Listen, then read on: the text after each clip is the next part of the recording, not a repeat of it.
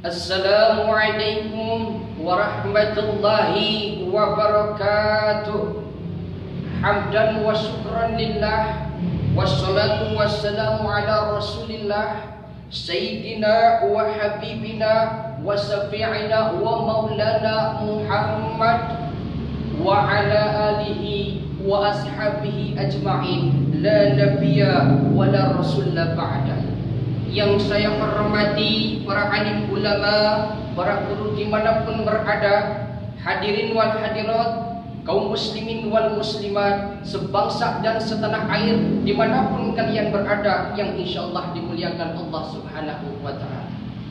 Berbicara tentang kematian, kematian merupakan suatu hal yang pasti akan terjadi. Kematian merupakan sebuah ujian yang dirahasiakan oleh Allah subhanahu wa ta'ala, kapan akan datang menghampiri kepada kita. Kematian akan terasa indah bagi siapa? Bagi orang yang memperbanyak amal soleh, yang melakukan amal-amal kebaikan yang diridhai oleh Allah subhanahu wa ta'ala. Allah berfirman di dalam surat Al-Mulk ayat 2, A'udzu billahi minasyaitonir rajim. Bismillahirrahmanirrahim. Huwallazi khalaqal mauta wal hayata liyabluwakum ayyukum ahsanu amala. Yang artinya, dialah Allah yang menciptakan mati dan hidup sebagai ujian bagi kalian. Ayyukum ahsanu amala, dan siapakah di antara kalian yang banyak melakukan amal perbuatan baik. Jadi kematian ini akan terasa indah, akan terasa tenang, akan terasa tentram bagi siapa? Bagi orang yang banyak melakukan amal soleh, yang banyak melakukan amal kebaikan yang diridhoi Allah subhanahu wa ta'ala. Hadirin rahimakumullah, sekarang kita masih bisa hidup, menghirup udara segar, beraktivitas di muka bumi Allah.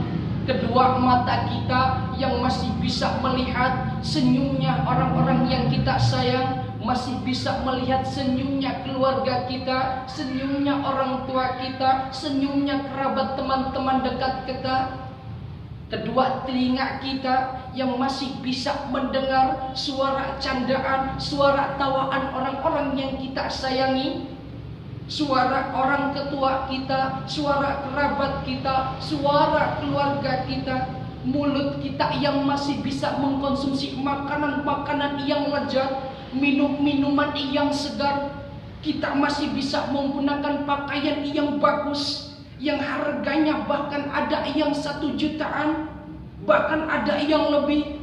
Kita masih bisa sekarang menempati rumah yang mewah, yang bertingkat. Kita masih bisa menggunakan kendaraan yang mengkilat. Kita masih bisa tersenyum, tertawa sekarang. Tapi ketika ajal kematian menghampiri kepada kita, apakah kita bisa melakukan itu semua? Apakah kita masih bisa mendengar suara orang yang kita sayang? Apakah kita masih bisa mendengar suara kedua orang tua kita? Apakah kita masih bisa melihat senyuman tawaan orang yang kita sayangi? Apakah kita masih bisa menempati rumah yang tingkat yang mewah? Apakah kita masih bisa menggunakan pakaian yang mahal?